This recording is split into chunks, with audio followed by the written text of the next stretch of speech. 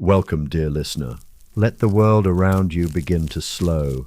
Allow your breath to soften and your shoulders to drop. Tonight we're stepping into another time, into the heart of an ancient city, just as the sky begins to lighten over the Bosphorus. In this story, we walk not with urgency, but with wonder. Let the sounds and scents of dawn in Constantinople guide you gently into rest as we begin our journey through the whispering markets. Chapter 1. Arrival at Dawn. The sky was the softest shade of indigo when the ferry reached the harbor. It made no sound as it slipped through the water, save for the faint sigh of its hull brushing past the wooden pilings.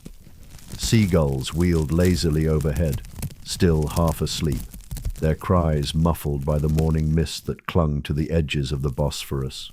The city was not yet awake, not entirely. It hovered in that in-between space where dreams and daylight mingle, and the air is thick with silence and stories.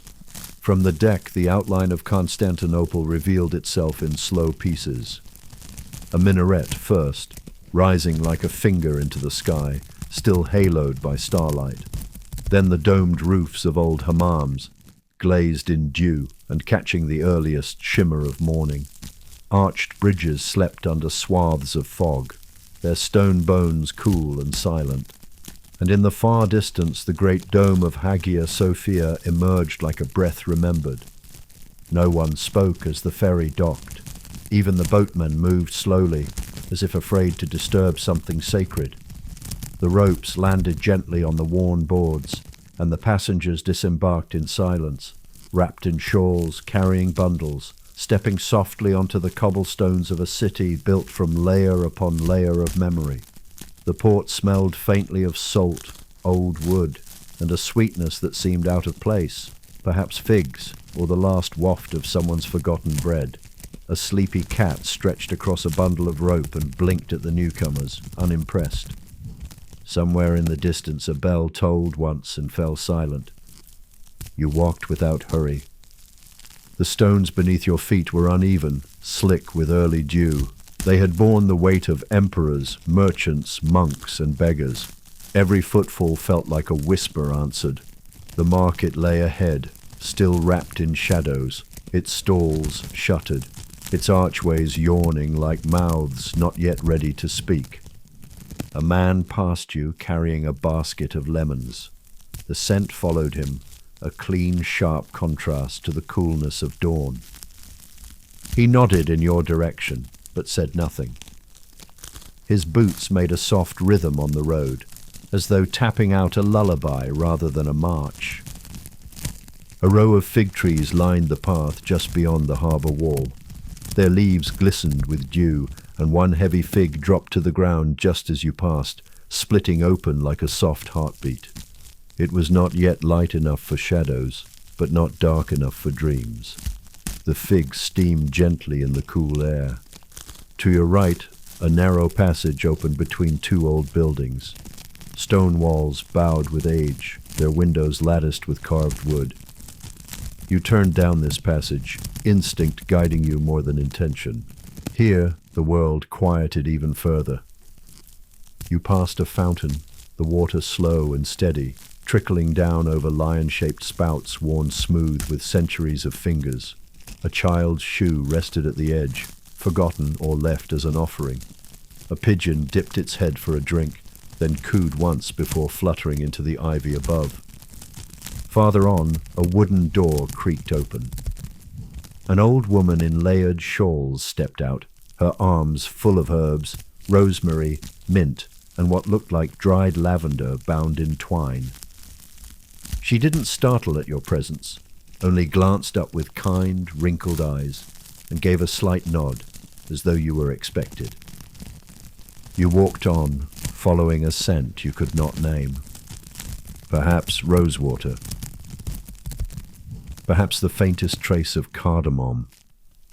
The alley widened into a small courtyard, its center marked by a low stone basin where turtles paddled lazily. Beyond it, an archway stood, a grand arch carved in old marble and hung with 3 small bells that did not ring. Above it, a faded inscription in Ottoman script caught the morning light. This was the entrance to the market, but not just any market. This one was said to breathe with the soul of the city, not merely a place of commerce, but of exchange between the visible and the hidden, between longing and memory, between dream and waking. You did not enter right away. Instead, you stood beneath the arch and closed your eyes. The air here felt different, denser, almost musical. There was a hum beneath it all, like a vibration in the bones of the earth, a pulse of centuries echoing in the stillness. Someone passed behind you, a soft footstep, then another. You turned and caught the briefest glimpse of a man with a rolled rug slung over one shoulder. He smiled, not with his mouth, but with his eyes, and disappeared through a side door. A bell rang once, high and clear. The market was waking. You stepped forward, and the whispering began. Not voices, not yet, just fabric brushing fabric. A wooden shutter drawn back on its hinges, a spoon clinking against a pot. Then, somewhere far ahead, a note played on a ney flute, just one, long, low, and trembling with beauty. It hung in the air like breath before a kiss. You passed the first stall, closed still, but the scent of cloves curled from beneath its curtain. Next came the spice merchant's corner, still covered with an embroidered cloth, and beyond that, a wall of lanterns, dark for now, but soon to be lit, one by one, until the street shimmered with color. You stopped there, letting your hand rest against the cool edge of a stall. You didn't need to see everything yet. The market would open in time, slowly, like a blossom uncurling its petals under a warm sun. For now, it was enough to stand in its presence, to listen, to feel the quiet hum of life beginning to stir around you. Above, the sky softened from indigo to silver, then to the faintest blush of rose. Birds stirred in the eaves, their calls light and uncertain. A rooster crowed from somewhere in the hills. A dog barked once, then settled again. A merchant's child yawned audibly behind a curtain and was promptly hushed by a whispering mother. The city was rising, and you were here, wrapped in the velvet hush of its beginning. You closed your eyes and took a long breath in. Salt, spice, lantern oil, and something older still. A scent without a name. The smell of stone and parchment and time. A new day had begun in Constantinople, and you were ready to walk with it. Chapter 2. The Arch of Merchants. The arch had stood for so long it no longer remembered who had built it. Some said it was Roman. Others claimed it was the work of Armenian masons, brought across distant borders to shape the bones of the city.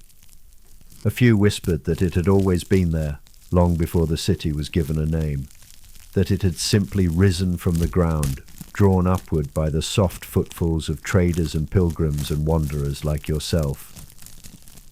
Whatever the truth, it did not matter.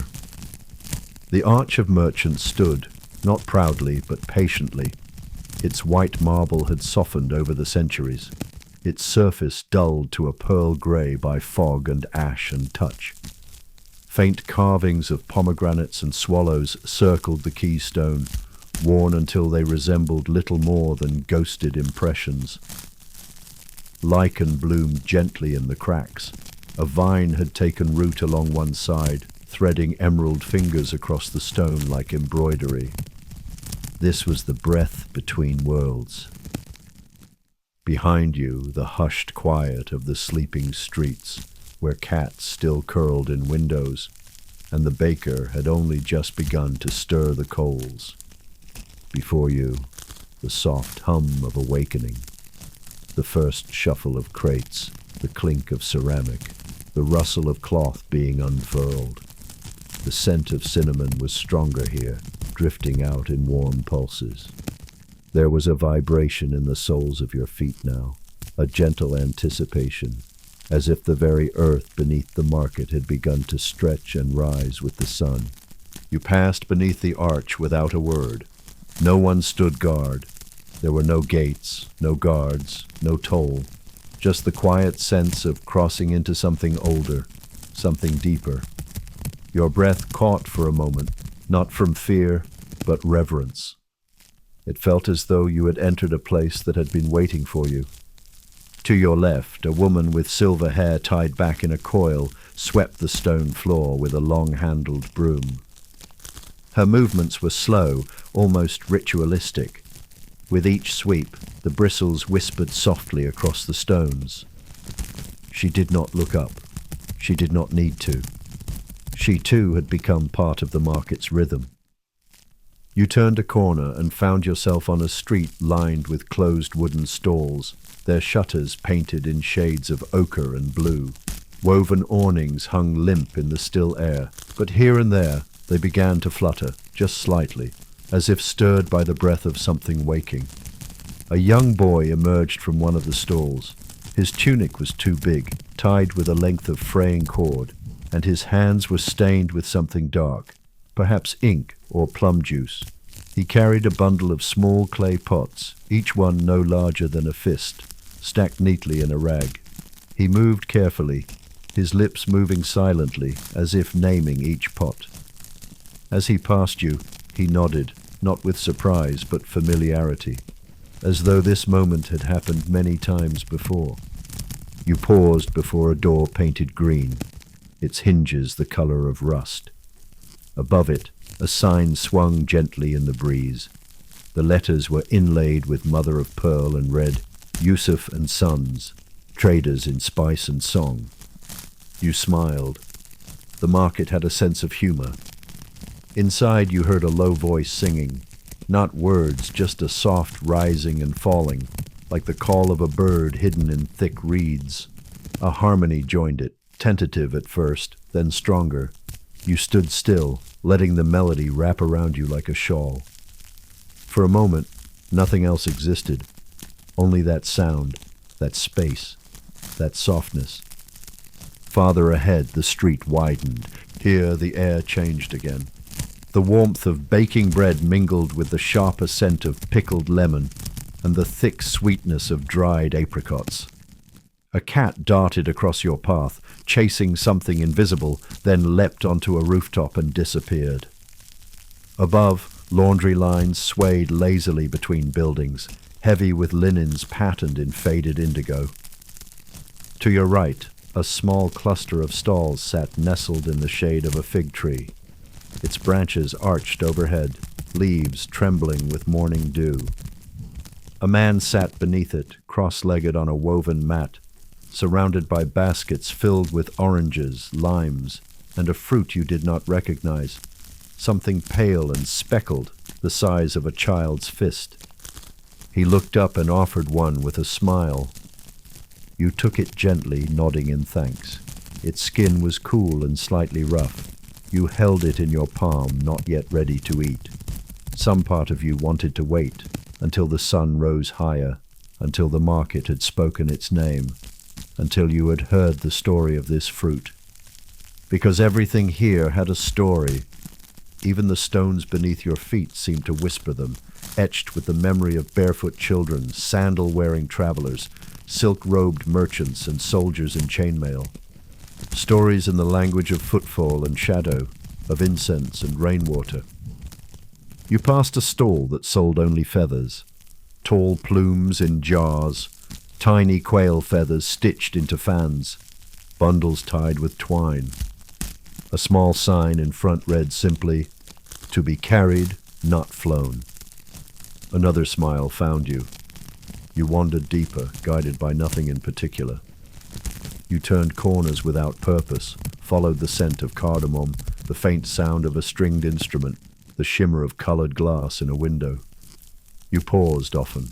You touched the walls. You let the silence stretch around you like a gentle hand on your back. Eventually, you found a stone bench beneath an old olive tree and sat. The market was still not fully awake, but it didn't need to be. It would unfold in its own time. A boy led a donkey past you, its hooves muffled by old rugs spread across the ground. The boy hummed a tune that you half recognized, something old, something that reminded you of dusk. He waved without stopping. A lantern above your head flickered. It had not been lit. Not by flame, anyway. You leaned back against the wall and closed your eyes.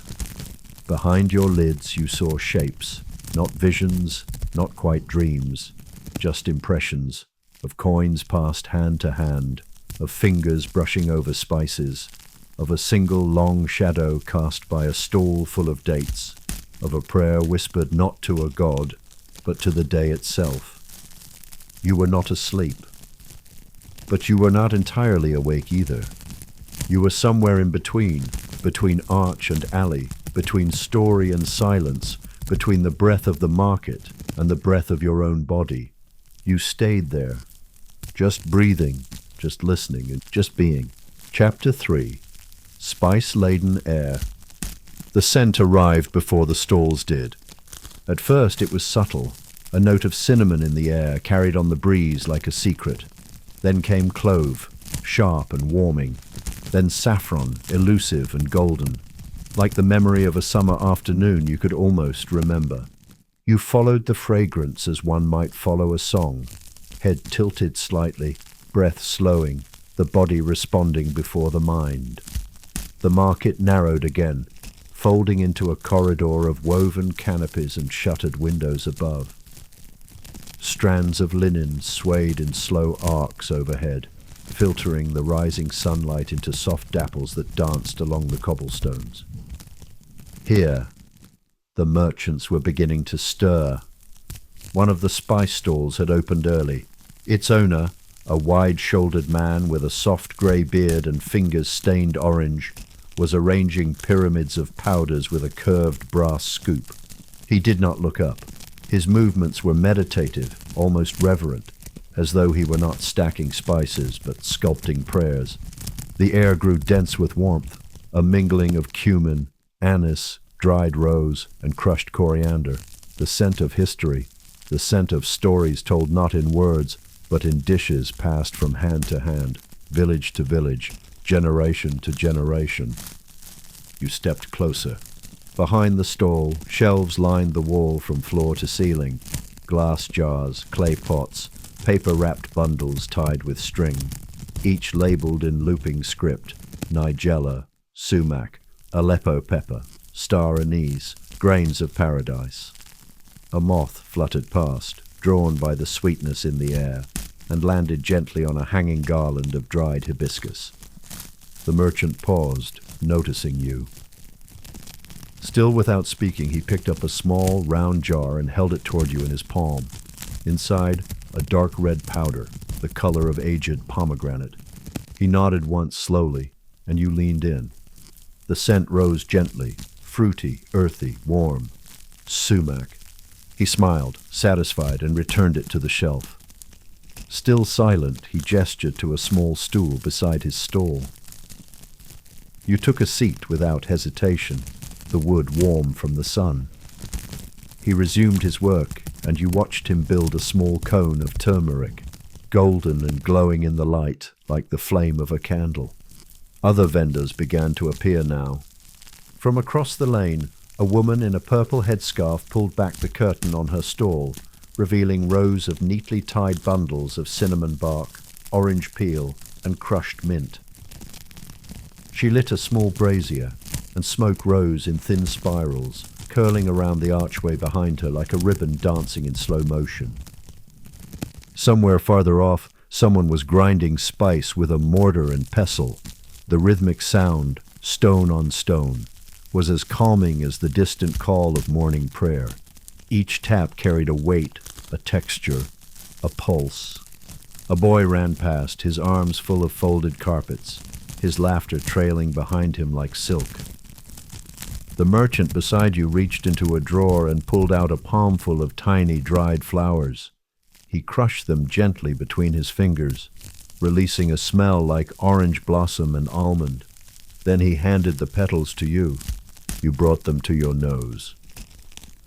Peace. not the word, but the feeling. He nodded again. There was no need to speak. Not here.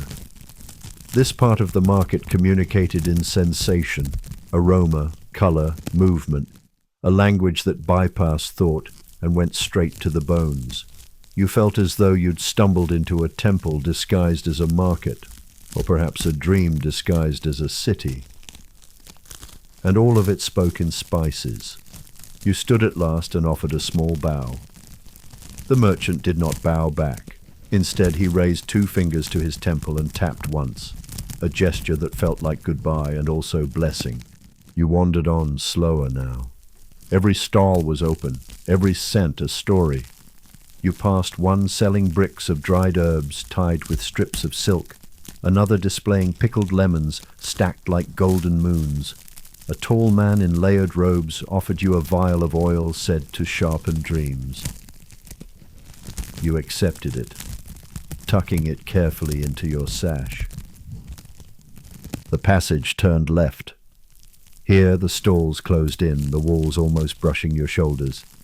It was darker now, lit only by a string of tiny glass lanterns strung overhead, like stars caught in mid-fall. Beneath them the scent shifted again, now sweeter, smokier. You emerged into a small courtyard. A fountain burbled softly in the center, its bowl crusted with green lichen and worn smooth by 1,000 years of wishes.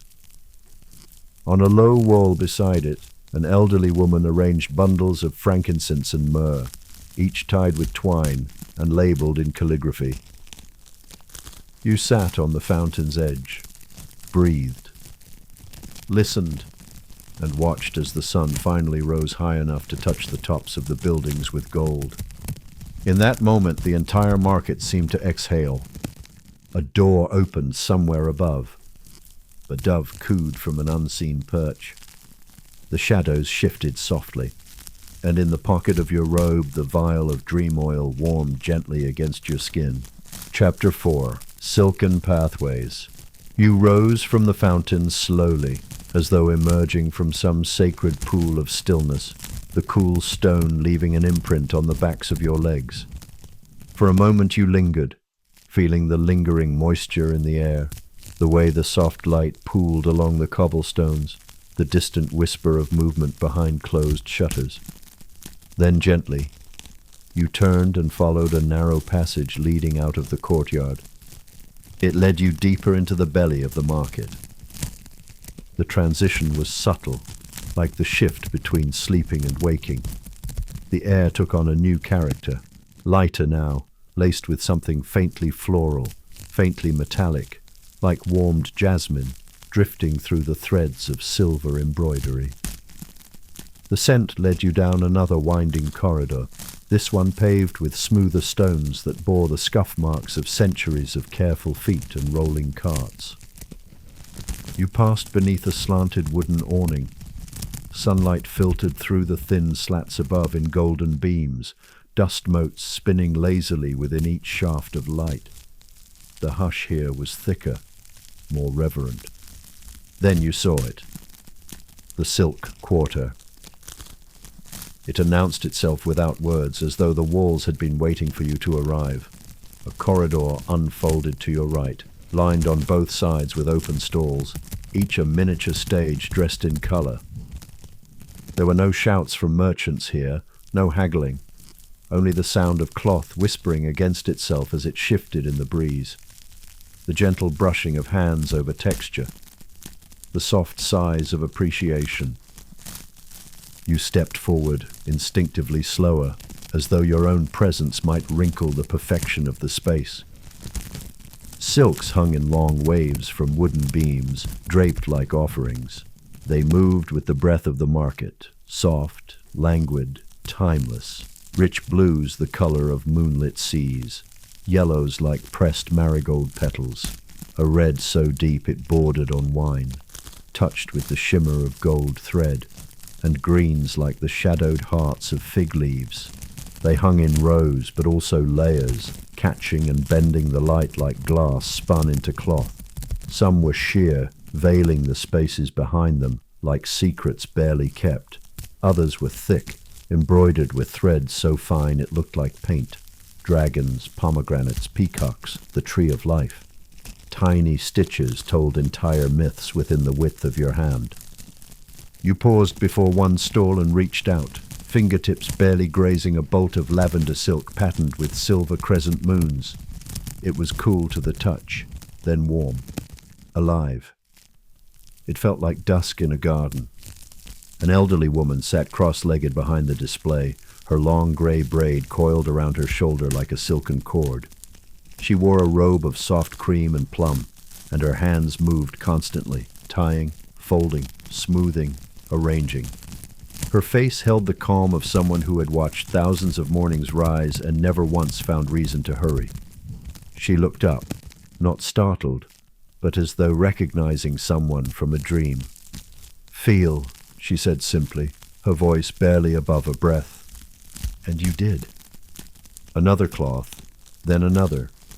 A silk the color of ashes and dawn. A sari-like weave studded with tiny pearls. A scarf so fine it slipped through the gap between your fingers like water. "It is not just cloth," she said, folding her hands in her lap. "It is memory.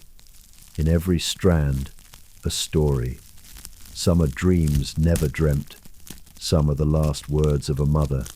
Some are the footsteps of dancers long forgotten." You nodded, though no answer was required. A boy emerged from behind a curtain, arms full of wrapped parcels. He moved with care, placing them in a wicker basket without a sound. His eyes met yours for a moment, calm and ancient despite his age. Then he turned and disappeared down the corridor. The woman motioned toward a hanging veil behind her stall. "You may pass through if you like. That is where the old looms are." Your curiosity softened into gratitude. You stepped behind the veil and stepped into another world.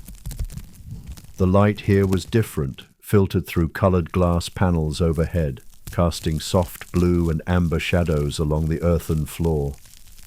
Wooden looms stood in careful rows, each one resting now, like creatures asleep after long labor. But the air still carried the echo of their work. You could feel it in your bones, the rhythm of shuttle and thread, the sway of bodies that had once moved with the loom's call. You walked slowly between them, fingers trailing along the polished frames, eyes tracing the warp and weft of half-finished cloth. One loom held a tapestry in progress. Its threads told a story not yet complete. Mountains shaped from ink-black silk, a river flowing in threads of indigo, stars pricked into the sky with the thinnest slivers of mirrored thread. It took your breath gently from your chest, not with awe, but with recognition. You'd seen this before, in a dream perhaps, in a memory not your own. A folded letter lay beside the loom, sealed with wax, stamped in the shape of a nightingale. You did not open it, you only bowed your head. Outside, the market murmured. You returned to the veil and stepped back through. The woman had not moved, but her eyes twinkled faintly as though she knew something you did not. "Choose one," she said. You looked at the silks again. Each one was beautiful, but one shimmered subtly, a cloth of ivory shot through with the palest green, like new leaves breaking through snow. When you touched it, a warmth blossomed in your palm.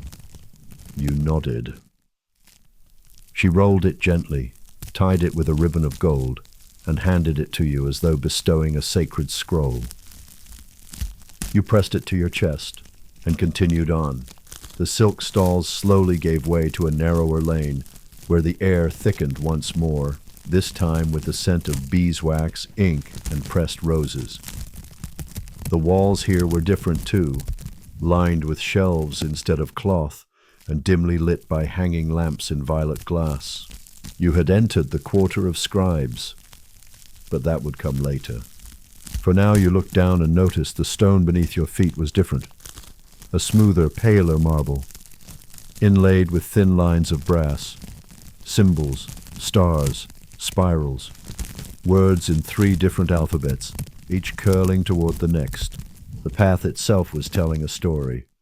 You walked slowly, letting your sandals find their own rhythm on the ancient marble. You passed a basin of water inset into the wall, petals floating lazily on its surface. Above it hung a mirrored panel etched with birds in flight. As you looked into it, your face blurred and softened. Not distorted, just older, or younger, or truer. You continued. Each new turn brought more texture. A curtain made of dried orange peels and cloves strung on thread. A wall covered entirely in cracked mosaic, blues and coppers and pale greens forming the outline of a tree shedding leaves into the wind. A shadow passed above, a heron perhaps, or only a trick of light. Time softened again. You had no idea how long you'd been walking. You no longer cared. You turned a corner and stepped into a long vaulted hall. Above you, the ceiling arched like the inside of a shell, painted in layers of faded fresco. Gold leaf, lapis blue, the curling tails of calligraphy.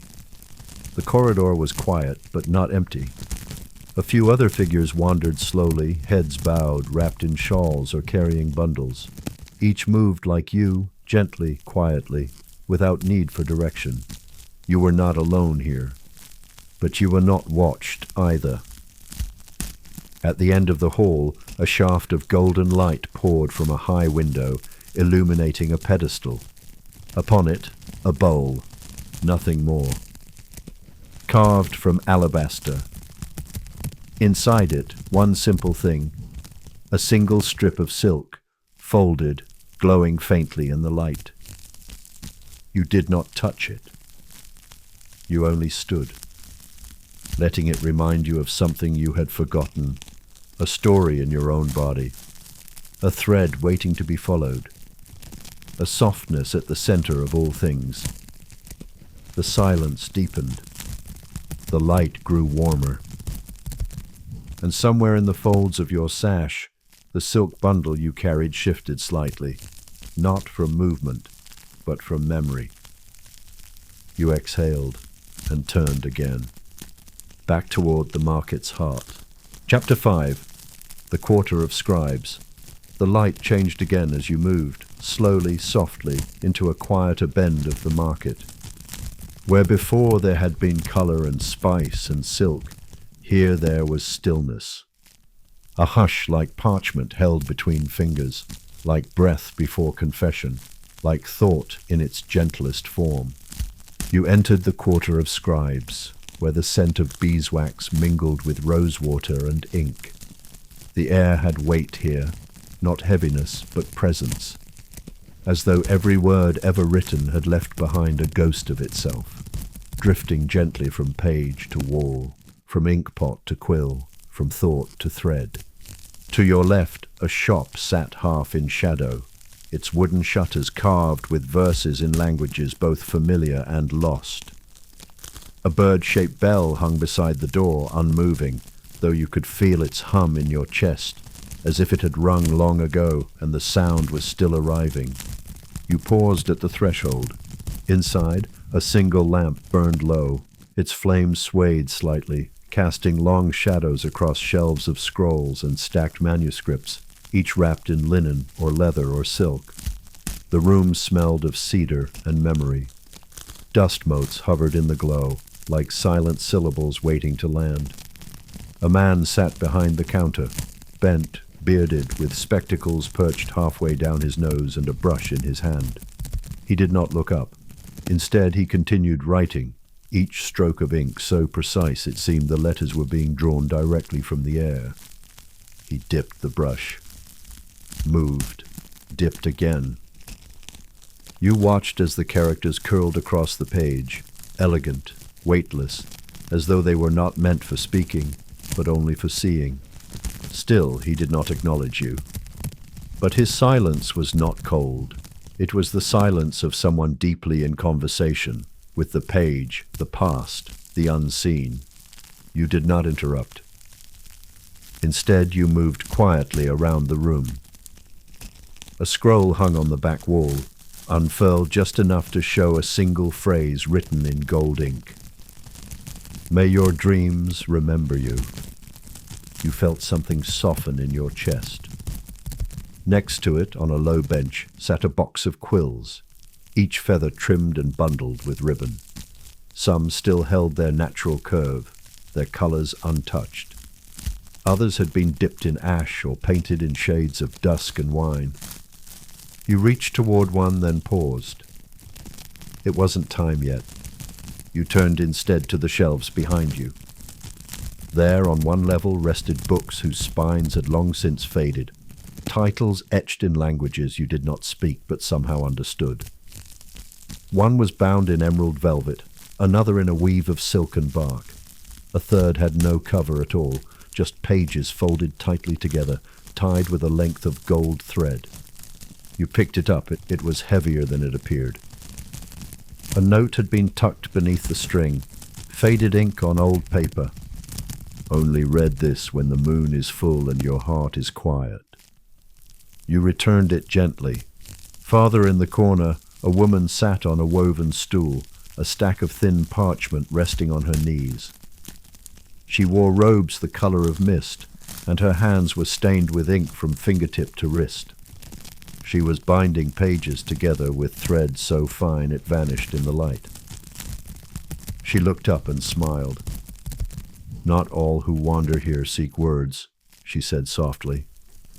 Some come for silence, some for remembering, some for both. You nodded. She returned to her stitching.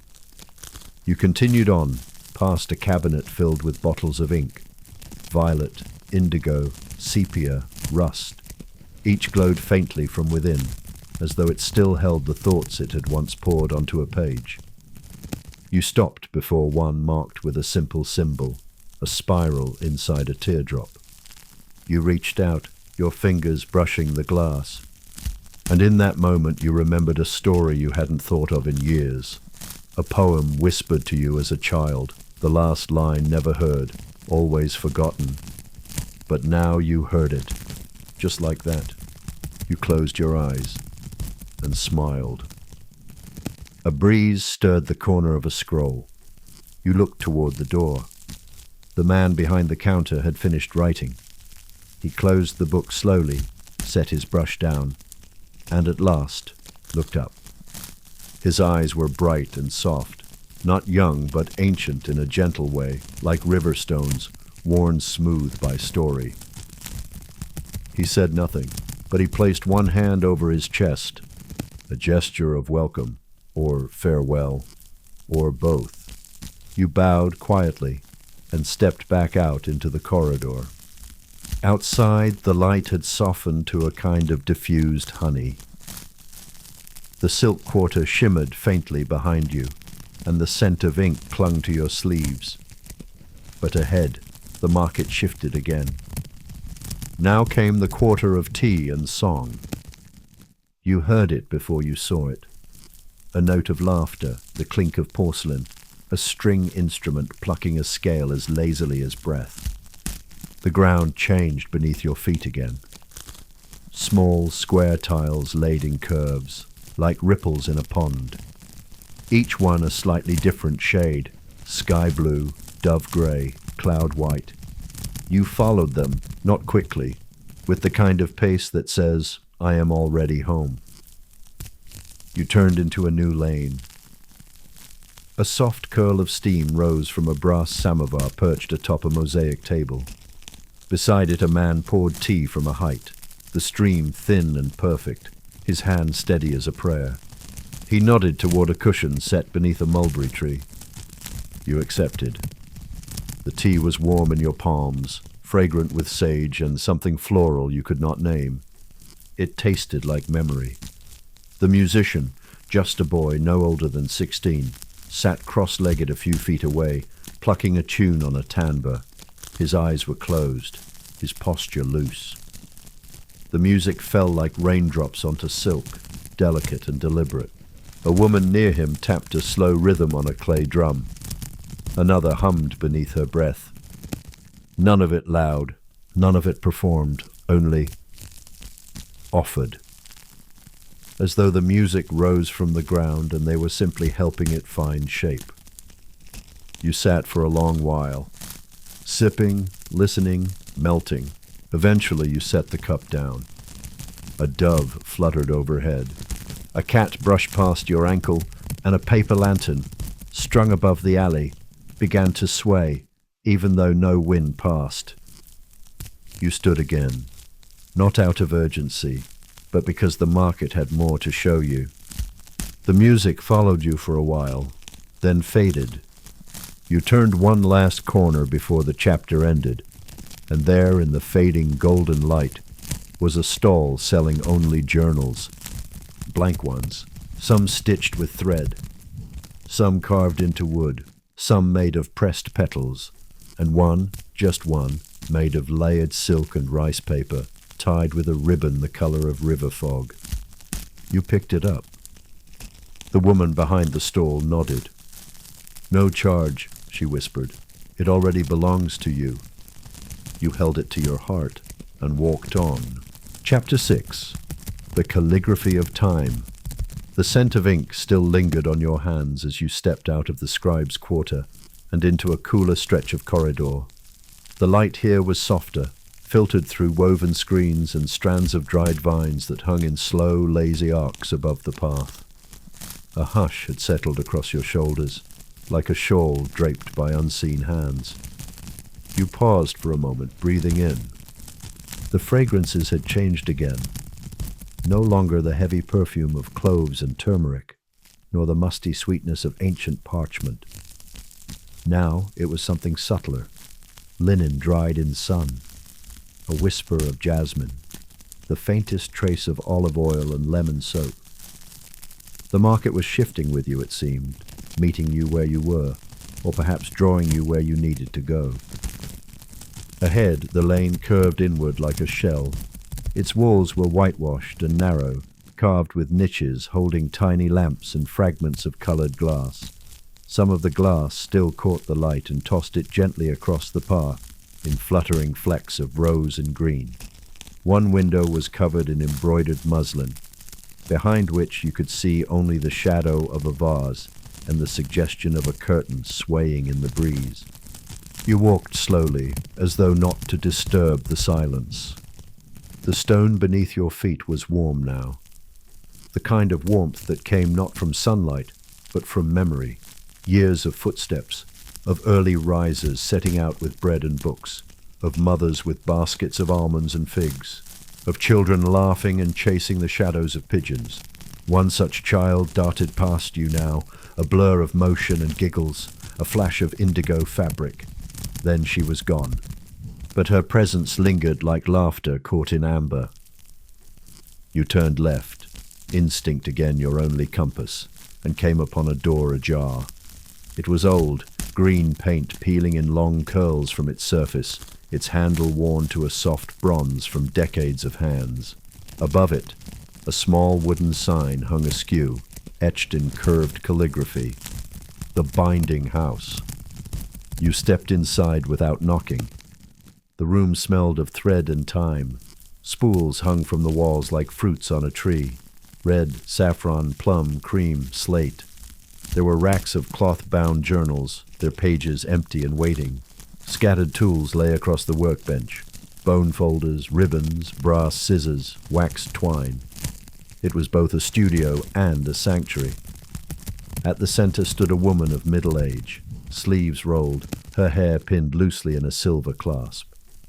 She was hunched over a book, no larger than your palm, sewing its pages into a leather cover with slow, practiced grace. She did not speak as you entered, but she nodded once, acknowledging your presence like a fellow candle in the same dim room. You approached her table. There was something mesmerizing in her rhythm. Needle through paper, pull, tighten, breathe. You watched the way her fingers danced between cloth and parchment, how she seemed to be listening for something quieter than sound.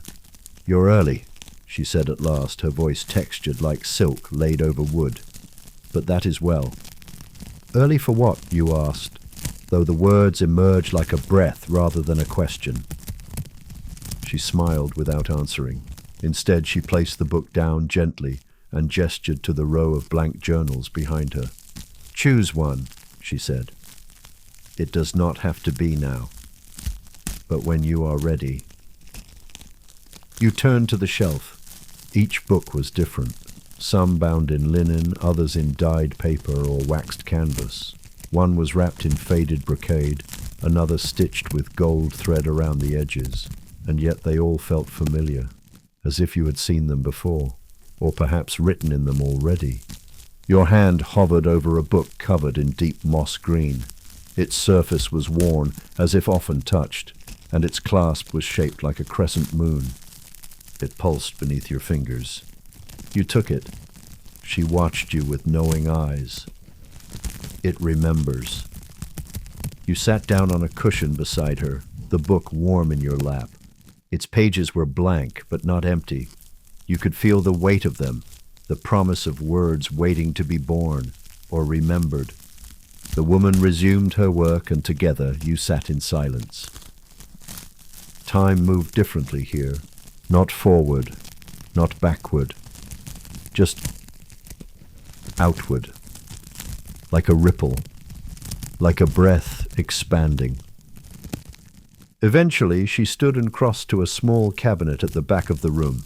From it, she withdrew a bottle no larger than her thumb, filled with golden oil and a quill bound in midnight blue ribbon. "For your first word," she said, "you took them without question, because somewhere you already knew what that word would be." You rose and bowed slightly, the journal held close to your chest. She returned the gesture, her hands now stained faintly with the hues of thread and ink and memory. Back outside, the world had shifted once more. The air felt crisper now, touched by a breeze that carried the scent of citrus blossoms and warm earth.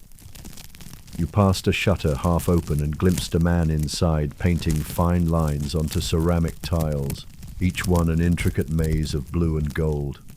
Past that, a trio of children skipped stones in a fountain. Their laughter rose like birds startled from a fig tree.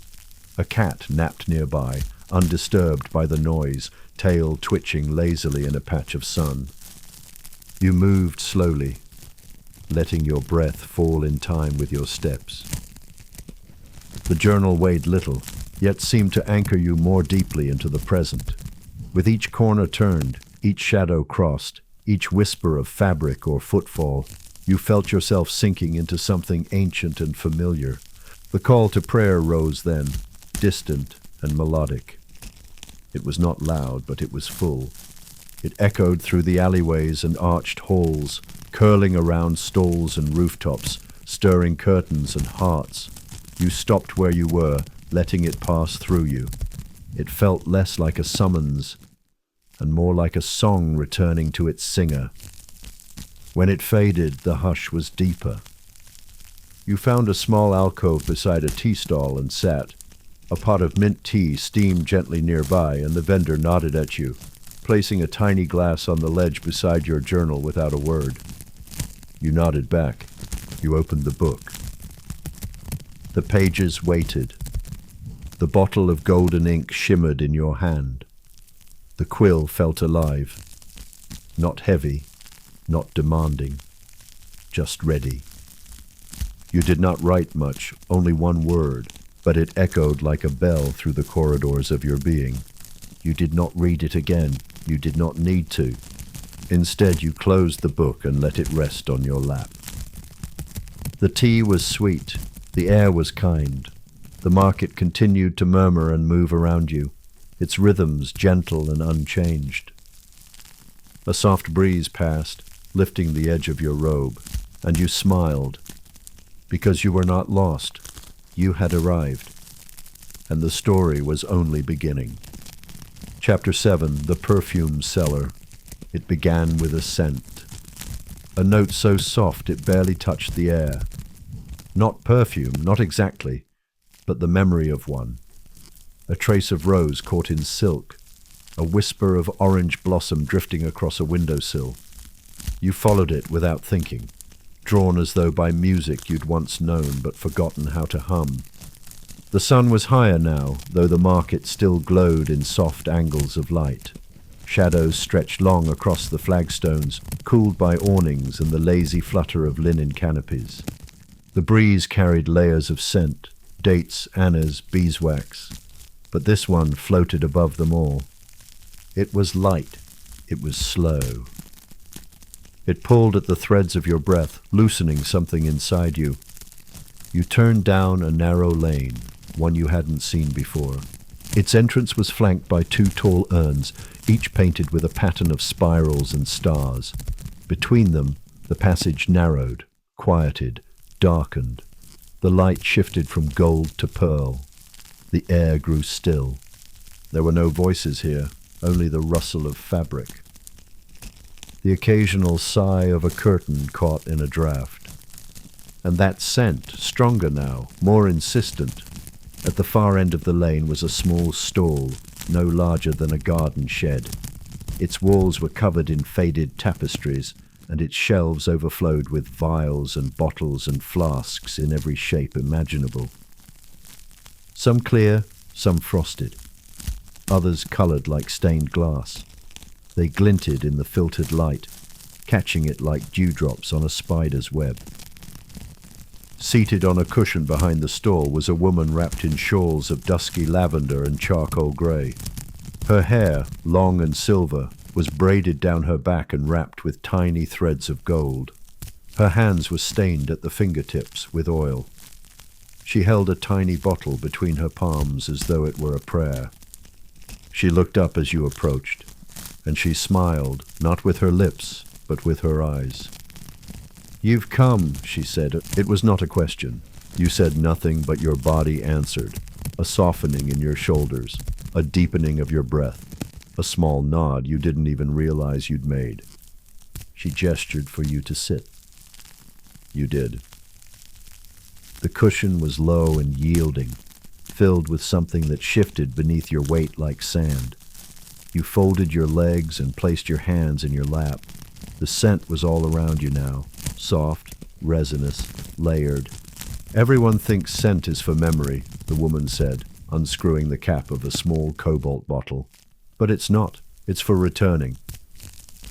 She held the open bottle to your wrist. "May I?" You nodded. She tapped the tiniest drop onto your skin, and everything changed.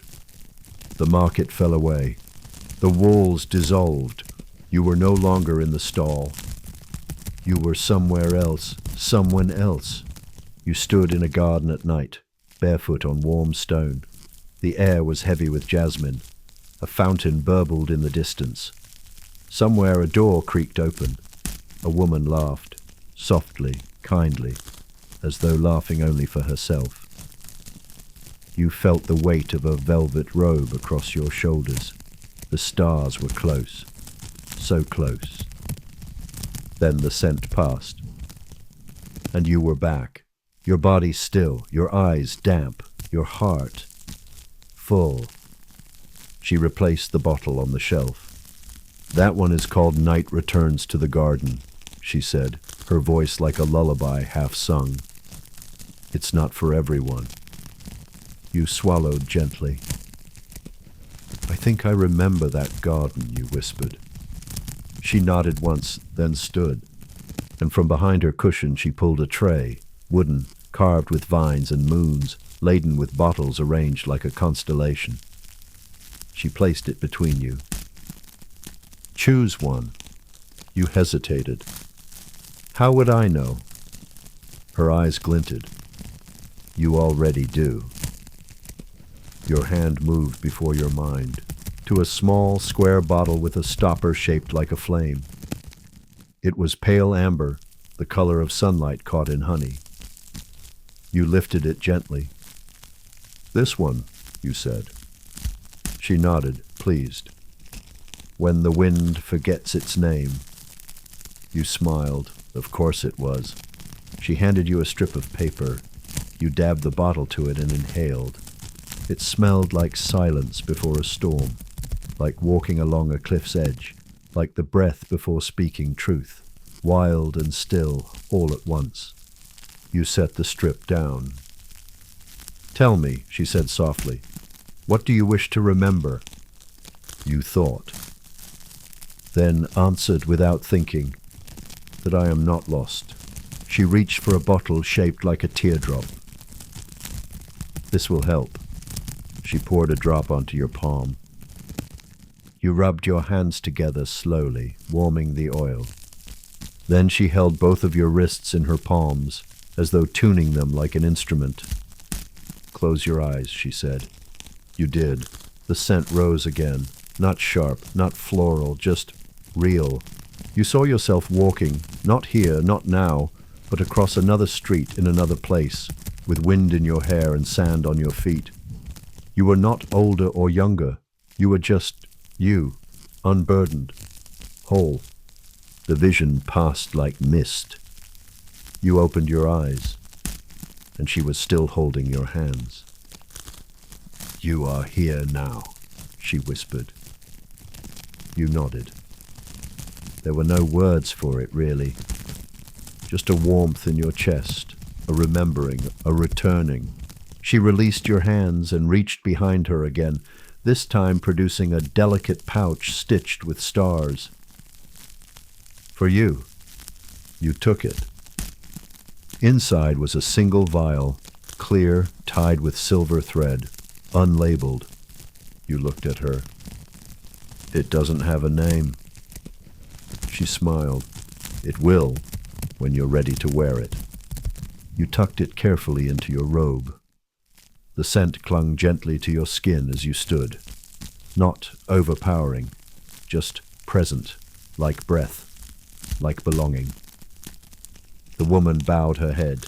You mirrored her and stepped back into the lane. The light had shifted again. The sun was leaning westward now, stretching gold across the stones. The market shimmered in that low, gentle way it did at the edge of afternoon, when everything softens and even the shadows feel warm. You walked slowly, your steps quieter now. Not because the ground had changed, but because you had. Every now and then the scent from your wrist would rise again, unexpected, when you passed a curtain, or turned a corner, or caught the breeze just right.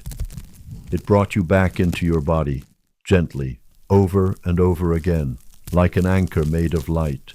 You wandered past a shop selling bells. They hung in clusters, brass, copper, tin, each tied with a different thread. None rang, not yet, but they swayed slightly, as if listening.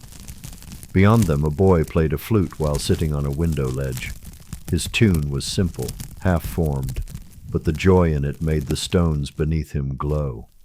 He stopped playing as you passed and gave you a grin that held no agenda. You smiled back. You turned another corner and found yourself facing a long wall covered in painted tiles. Blues and greens, curved lines, stars and flowers. And in the center, a single tile inlaid with gold. There is nowhere to get to, only here. You stood there for a long while, just breathing, just being. And when you moved again, it was not because you had to. It was because the market was calling you forward once more, softly, always gently, toward the next scent, the next sound, the next whisper of who you really are. Chapter 8. Lantern Alley. You first saw the light before you understood where it came from. A flicker, then another. Not flame exactly, but something softer, the way candlelight moves across silk, the way memory flares when stirred by scent, a warmth with no source, yet unmistakably there. You followed it, without haste, without reason. The path narrowed again. The stones underfoot changed texture. Some were round, river-worn, others sharp-edged, newly laid. You stepped between them without thought, your body attuned now to the rhythm of this place. The air held a coolness, though the sun had not yet set. You could feel it in the hollows of your collarbones, in the way your sleeves rustled more crisply. A hush settled over your shoulders again, one you now welcomed. The kind of hush that came not from silence, but from reverence. Then, at the bend of a modest corridor, it opened to you. Lantern Alley, a narrow passage veined with light. Lanterns hung above in wild abundance, hundreds of them suspended on thin wires and delicate chains, crisscrossing overhead like constellations spun by hand, each one different, each one alive. Some were made of glass, blown thin and curved like the wings of dragonflies. Others were carved from metal, their patterns cut with such precision that the shadows they cast danced in sacred geometry. A few were shaped like birds, some like stars. One, shaped like a peach, glowed from within with a color so rich it made your throat ache. You stepped into the alley, and everything slowed. The lanterns swayed gently, no wind. Yet they moved as if responding to your breath. A man passed you quietly, carrying a small crate. You heard the faint clinking of glass within it, the careful sound of something cherished. He nodded at you, then disappeared behind a curtain of copper beads. The alley smelled faintly of candle wax and tangerine peel. You walked beneath an amber lantern and were momentarily bathed in the soft light of honey. Beneath a blue one, the world shifted to dusk. The vendors here did not shout. They waited, still and patient as their wares. You passed a woman polishing lanterns with a cloth the color of embers. She wore earrings made of tiny bells that never rang. Her eyes were lined with kohl, and when she looked at you, it felt as though she were seeing your reflection in some distant mirror. She said nothing, but she nodded once as if to say, "You've arrived." You stopped beside a stall framed with iron vines, tiny vines no thicker than a thread, curved into blossoms that opened not to the sun, but to flame. Inside, hundreds of lanterns lined the shelves, some lit, some waiting. The vendor, a young man with ink-stained hands, watched you without expectation. He reached beneath his table and pulled out a lantern unlike the others. It was small, round, made of smoky quartz and lined with gold wire that spiraled around it like a slow breath. Inside, a single flicker pulsed, irregular like a heartbeat. He did not offer it to you. He simply held it in his hands and waited. You stepped closer. The lantern grew brighter, then dimmed, then glowed again, this time steadier. "It listens," he said softly. "To what?" you asked. He shrugged, but gently. "To you." You reached out and let your fingers brush the quartz. It was warm, warmer than it should have been.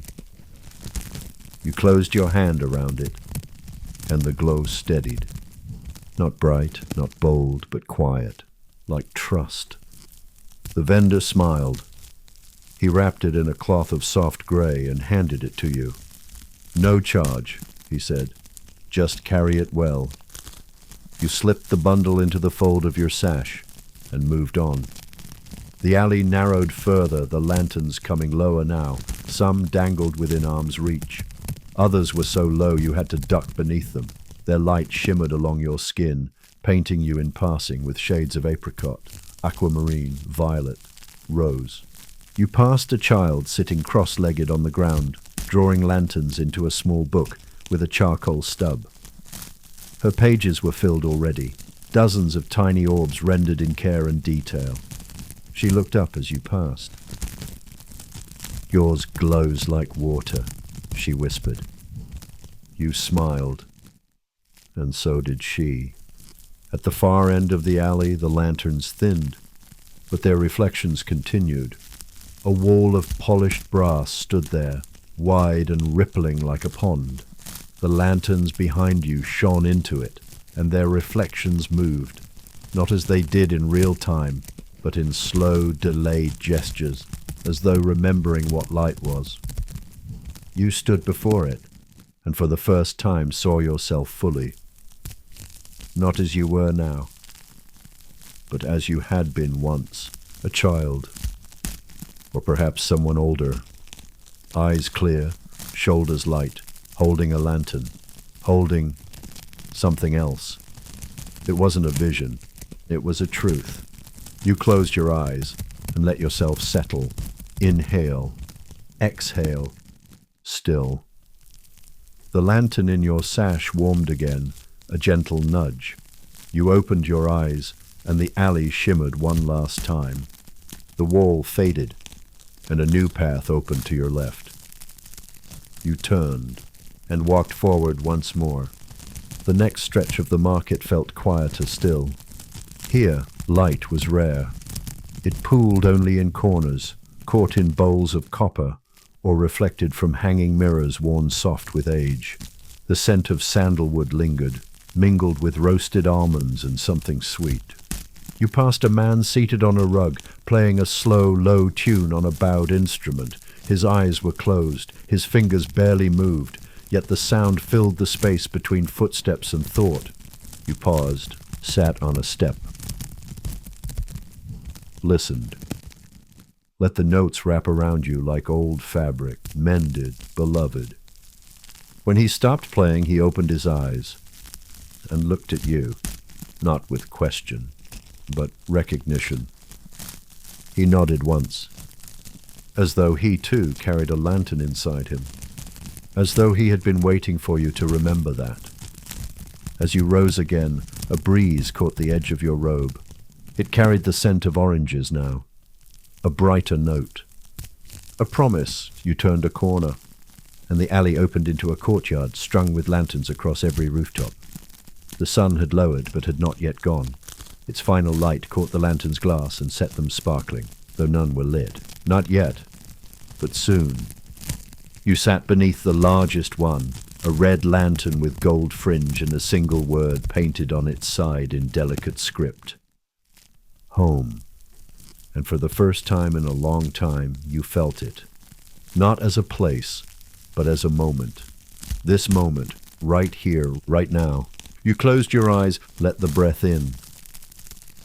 Let it out, softly, sweetly. And somewhere beneath your ribs, your lantern glowed once more. Not for the world to see, but just enough to light your way within. Chapter 9. The Perfumer's Passage. The corridor narrowed once more, as though the market had decided to fold in on itself, pulling you gently toward a hidden place. The walls here were closer, their stones darker, aged not by soot but by centuries of warmth. You moved slower still, and the hush became something sacred. There were no signs announcing your arrival. Only scent.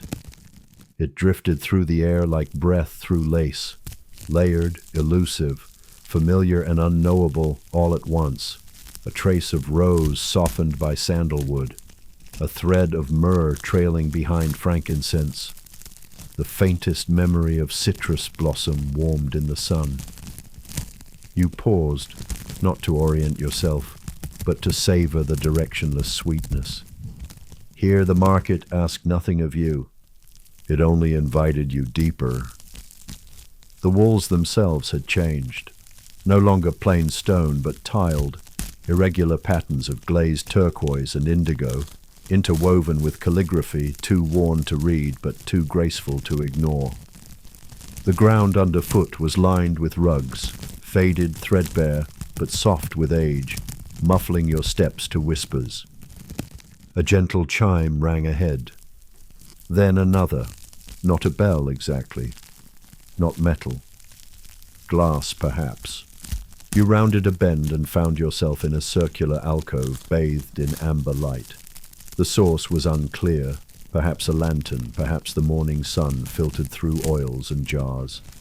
But it bathed the space in a golden haze, as if honey had been poured over the air itself. In the center stood a table. It was carved of dark walnut, its edges scalloped like waves. Upon it, glass vials, cut crystal, tiny porcelain bowls painted with gold leaves. Each one held a different hue, amber, blush, sapphire, smoke. And though their colors were still, the scents that rose from them shimmered like music. Behind the table stood a woman in a robe the color of burning clove. Her head was wrapped in a scarf that trailed down her back like a veil of silk smoke. She did not speak, only met your eyes, then motioned gently to the table, as if to say, "Begin where you are drawn." You stepped closer. Your hand moved almost without thought, drawn toward a small vessel etched with ivy. You lifted its lid. A wave of jasmine and earth and something darker, wet stone perhaps, rose to meet you, not strong but deep, like a memory surfacing. You inhaled once, then closed your eyes, and you were there, not in the market, not even in the city. You were beneath a canopy of trees, the ground damp with moss, a spring trickling nearby. Someone had lit a lantern, and its glow warmed your face. You opened your eyes. The woman had not moved, but something in her posture softened, as though she too had seen the place your mind had traveled. She reached for another vial, this one no larger than a thumb, and passed it to you. It smelled like firewood and dried figs and worn leather, like home. You held it close, then placed it back on the table. This place was not a shop. It was an archive of longing, of comfort, of dreams trapped in scent. A cat padded silently across the rug and rubbed its head against the leg of the table before vanishing behind a curtain. You turned and followed it, drawn by the promise of something deeper still. The curtain gave way to another room, long and narrow, lined with wooden shelves. The bottles here were older, dustier, their labels written in faded ink or pressed into wax. Some were sealed with beeswax, others with thread and parchment. One shelf was filled with tiny cloth sachets, each embroidered with a single word: courage, stillness, mourning, forgiveness. You lifted one labeled remembrance. It smelled of rosemary and parchment and candle smoke. You held it to your chest. The room pulsed gently around you like a heart. Not your own, not the city's, but the memory of 1,000 lives who had stood where you stood now, each one pausing to feel, to remember, to breathe. A leather-bound book sat on a pedestal at the end of the room. It was open to a single page, no writing, only a pressed blossom, pale blue, almost translucent. You looked up. The perfumer stood at the doorway, watching you not as a merchant but as a keeper, a witness. She gave the smallest nod. You bowed, not with formality, but with reverence, and stepped once again into the market's pulse. The scents followed you. Soft trails of neroli and pepper and pine weaving themselves into your sash, your breath, your memory. The air grew lighter again, less perfumed, more sun-warmed.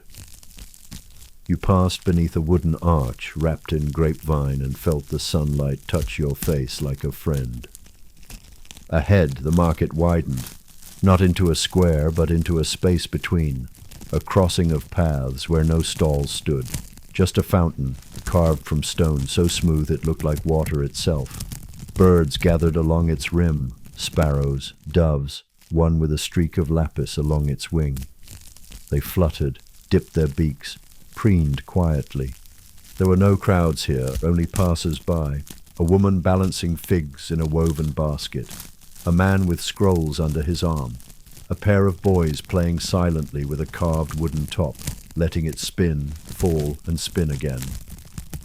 You sat by the fountain's edge, closed your eyes, listened. The sounds of the market, once distinct, had become a single breath. A lullaby in motion. There was no hurry to leave, no next place to be. Only this, the sound of water, the scent of old flowers, the rhythm of people moving in peace. Someone passed behind you. A child, perhaps. You felt the air shift. Then a tiny bundle was placed beside you, wrapped in cloth the color of sand. You turned. Inside, a round fruit, a note pinned to the bundle. Eat when the sun touches your left hand. You smiled, unsure whether to laugh or to cry. So you did neither. You simply waited. The sun climbed slowly, as if reluctant to break the spell. You stretched your legs, watched the top spin, listened to the hush rise and fall like the tide. When the sunlight reached your hand, you unwrapped the fruit. It smelled of honey and lemon and something floral. You took a bite, sweet, cool, endless. The rest of the day would unfold like that, in softness, in rhythm, in reverence. But for now, you stayed at the fountain, feeling the light trace the edge of your cheek, listening to the market whisper its lullabies not in words, but in scent, in shadow, in silence. And as your body softened, so too did your breath. Longer. Slower, the market moved on around you, and you let it, because this too was part of the dream. And you were still dreaming, even now, even here. Chapter 10. The Ink That Never Dried. The sun had climbed higher now, but still it moved gently, filtered through wooden lattice and linen drape, casting patterned shadows on the stone like prayers stitched in light. You walked slowly, your footsteps soft against the smooth marble that had become warm beneath your soles. The corridor curved again, then dipped gently, as though the market itself was bowing, leading you onward like a quiet host. To your left, the scent of ink thickened again, richer now, more layered. It was no longer simply the clean metallic tinge of fresh writing. Now it held the earthiness of soot and spice, the sweetness of pressed petals, the subtle musk of oil drawn from almonds and pine.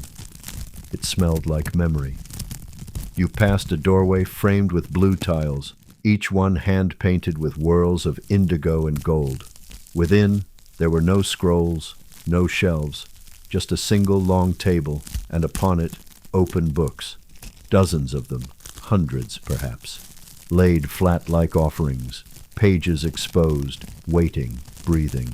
Some bore words in charcoal gray ink, others held symbols or maps. Some pages were blank, save for a faint smudge at the corner, as if someone had placed a finger there and paused. You leaned in closer. The air inside this room was still. So still you could hear the faint crinkle of a page shifting ever so slightly. A breeze? The page had moved as if from thought. You stepped closer. One book, bound in navy cloth with frayed edges, seemed to shimmer faintly. Not in color, but in feeling. You could sense it humming beneath the surface, like a shell held to the ear, carrying oceans from far away. You didn't touch it, but you sat beside it and watched it, as though waiting for it to speak. A gentle knock echoed from deeper within the room, not on a door, but on wood. A rhythmic tapping, software steady, like the heartbeat of someone dreaming. From behind a curtain of silk, a woman emerged.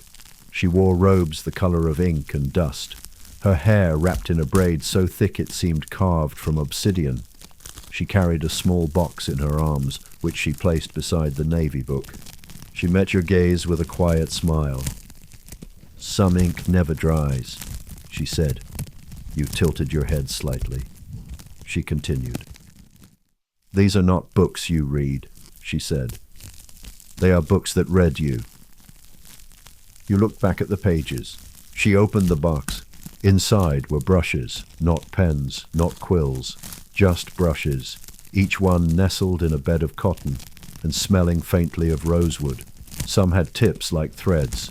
Others bloomed with soft bristles like the tails of foxes or the wings of tiny birds. She held one toward you. You took it. It felt weightless. She gestured toward the open book, now gently glowing from within. "Just breathe," she whispered. You brought the brush forward. There was no ink pot, and yet, as you moved your hand across the page, the bristles darkened, moistened, and left behind a delicate trail. Not words, not symbols. Something in between. A shape you didn't recognize but felt you'd always known. A curve, a flick, a dot like a drop of honey. The page pulsed gently beneath it. The woman watched but said nothing. You didn't speak either. You simply painted, slowly, breath by breath, line by line, until the page seemed to hum with something quiet and alive. When you finished, the ink shimmered, then sank slowly into the paper, as though being absorbed not by the material, but by the story within. The woman bowed. You returned the brush and left the room without a word. Outside, the market breathed again. The sounds returned, not loud but layered. A cart creaking over stone, a soft sigh, the clink of bracelets, a goat bleating from far away. You turned into a narrower alley, lit from above by strings of colored glass pendants. Here, the air shifted again, carrying notes of citrus and mint, as though the ink and memory of the scribe's quarter had been replaced by something lighter, fresher. A small child sat beside a stack of painted tiles, stacking them one by one, then knocking them gently with a feather. Each tile chimed faintly, like a note from a lullaby. You passed without speaking, but you listened. You always listened. The alley ended in a quiet courtyard, round, paved in sun-bleached stone, and lined with cushions the color of saffron and plum. In the center stood a fountain, not of water, but of glass. Its surface flowed without movement, just the illusion of it. A sculpture of fluidity, capturing the shape of water mid-rise, mid-fall. The glass shimmered with threads of light, catching the sun and fracturing it across the courtyard in soft patterns. You sat beside it, closed your eyes, and remembered the book. Not its contents, but its feeling. Like a conversation held between heartbeats, a message sent not in language, but in breath. You pressed your palm to your chest, felt the echo there still. The wind shifted, and you rose. There was no rush, no urgency. But there was movement now. The market was leading you again. You followed it. A corridor of arches gave way to a street lined with trays of dried fruits. Apricots like sunlit coins, dates wrapped in waxed paper, figs split and glistening with syrup. You passed without stopping, though their scent lingered on your skin like memory. Past that, a doorway carved with cypress trees. A window lined with blue bottles. A wall painted with the likeness of birds mid-flight, their wings feathered in silver and smoke. Every detail seemed a whisper, every whisper a page. You reached a long hallway at last, cooler, dimmer. The walls were lined with copper plates etched with tiny words. Some were full stories, others only names. One simply read, "Here I found my breath again." At the end of the hall stood a mirror, wide, arched, framed in mother of pearl. You stepped in front of it and paused. Your reflection was not quite your own. You were taller, perhaps, or quieter. You looked familiar, but softer. The version of you that had walked this market not just today, but centuries ago. Or perhaps a version yet to come. You smiled. And the reflection smiled too. Not at you, with you. You turned again, heading back toward the main lane. The colors brightened. The scents sweetened. And overhead, birds traced quiet spirals in the blueness of a sky you hadn't yet noticed. You stopped one last time beneath an awning of hanging wind chimes, each one made from a different material, bamboo, bone, crystal, shell. They swayed together gently in the breeze, not clanging, but conversing. You listened to their conversation for a while. It sounded like laughter, like forgiveness. Then you walked on, and the market let you go, not away but deeper, always gentler, as though it knew that some stories only unfold when the world has gone still, and that yours was still unfolding. Chapter 11. The Weaver of Wind and Thread. The path curved gently as you followed its rhythm, each step cradled by ancient stone polished smooth by the feet of countless dreamers before you. Here the market thinned again, not by distance but by density. The air itself loosened, the hum softened. It felt like the city was exhaling, offering a pause in its pulse. You passed beneath a low archway fringed with hanging beads of lapis and carnelian, their clinking barely audible, like wind chimes wrapped in velvet. This new corridor bore a different energy, neither spice nor ink nor silk, but something more elusive. You could not name it, only feel it. As if the very air had been spun from thread and story, and each breath you drew pulled a new strand into your lungs. To your left, a long curtain of raw linen billowed slightly, lifted by a breeze you did not feel on your skin. You stepped past it, and found yourself in the workshop of a weaver.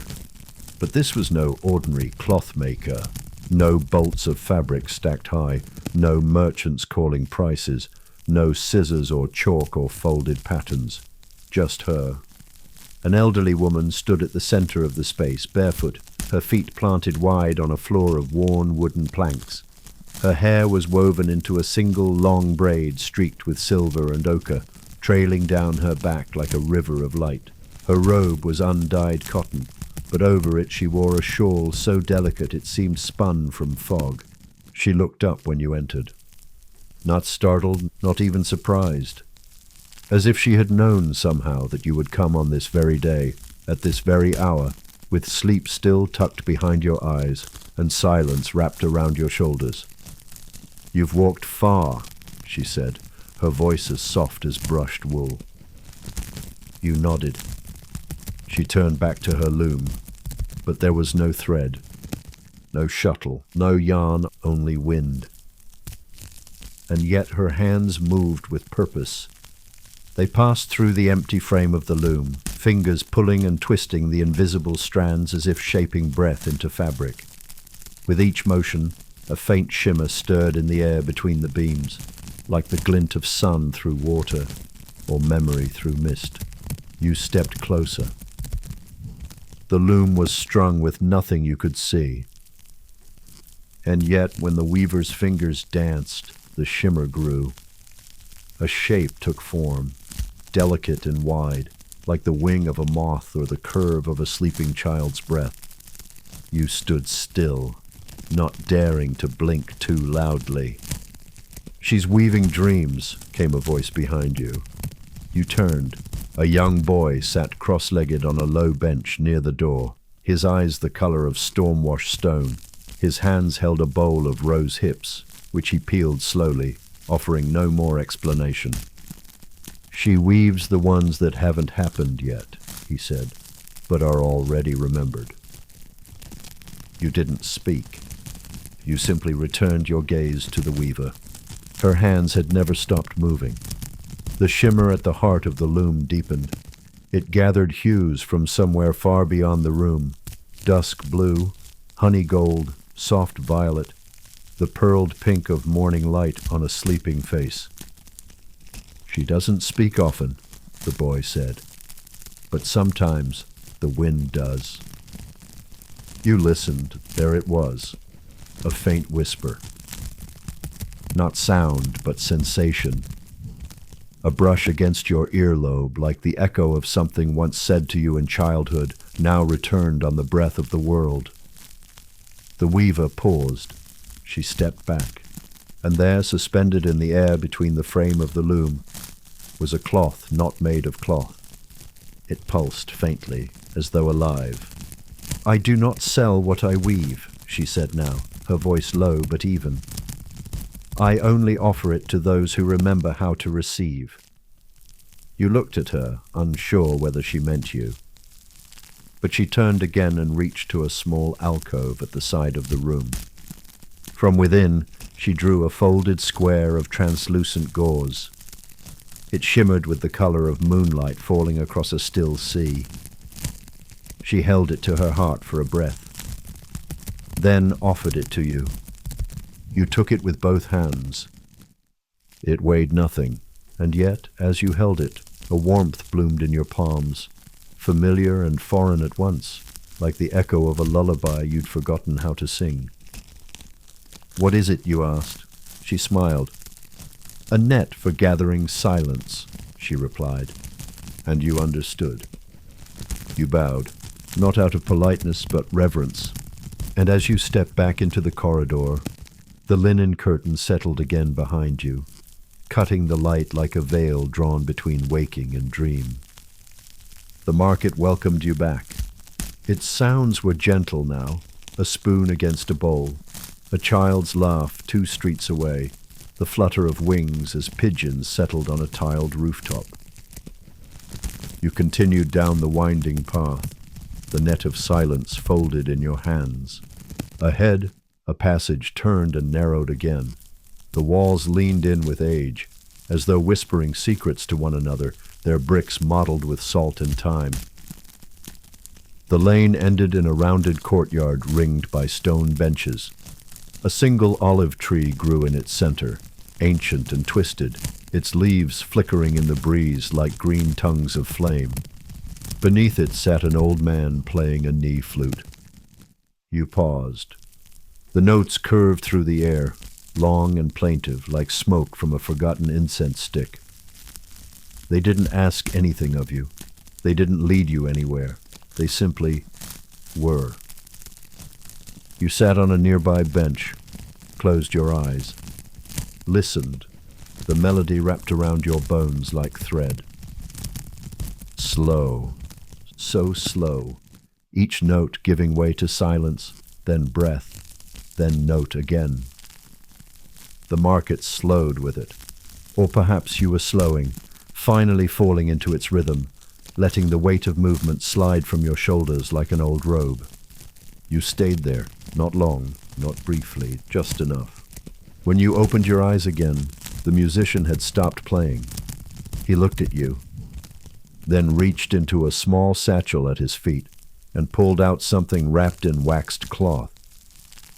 He passed it to you with both hands. You opened it. Inside, a folded piece of parchment, blank. But when you held it to the light, a faint line of words shimmered into view. You are exactly where the dream needs you to be. You smiled, because somehow you already knew. Chapter 12. The Hour of Steam and Saffron. The morning had deepened into that golden hour between first light and midday, a time when the shadows grew rounder and the air itself thickened like honey, warmed by breath and footsteps and the quiet pulse of human ritual. You had wandered past the scribe's quarter and down a stone path marked by footsteps worn deep into the marble. Now you found yourself in a district veiled with steam, a softened hush rising from the ground, as if the city were exhaling through its very skin. The bathhouses had begun to stir. You would not have noticed them at first glance. Their entrances were discreet, arched doorways tucked between weavers and perfumers, framed by carved stone tiles and iron lanterns that did not burn but still glowed faintly. The scent here shifted again, clean, fragrant, rounded at the edges. Steam, yes, but laced with orange blossom vetiver and crushed lavender leaves. An old man emerged from one of the bathhouse doors just ahead of you. His robe clung to his damp shoulders. A towel was slung over one arm, and he hummed a tune that had no beginning or end. As he passed you, he raised one hand slowly in greeting, palm open, as if offering nothing more than acknowledgement, nothing less than peace. You turned and stepped through the arch. Inside, warmth enveloped you like a shawl, fresh from the hearth. It was not the heat of fire, but of stone, ancient and deep, like something remembered by the bones. The air shimmered slightly. Drops of condensation clung to every surface. Soft light filtered down from small round windows in the ceiling, each pierced with a geometric star that let in slivers of sky. You sat on a bench of smooth marble, its surface surprisingly gentle. All around you the sounds were softened by steam, the lapping of ladles into basins, the quiet slap of feet against wet stone, the occasional splash and sigh. There were no voices, only breath and water and time. To your left, a woman poured rosewater over her hands, letting it trickle down her wrists and into a shallow bowl. She rubbed her fingers together slowly, then dipped a linen cloth into the basin and pressed it to her face. A boy sat beside her, perhaps her son, folding towels into triangles with great concentration, as if the angles mattered more than anyone would understand. You let your hands rest in your lap and closed your eyes. In the quiet, your breath grew slower, deeper, and with it, something inside you unfurled. Not a thought, not quite a memory, but a feeling. The sense of having been here before, not in this city perhaps, but in this ritual, this surrender to warmth, this shedding of everything unnecessary.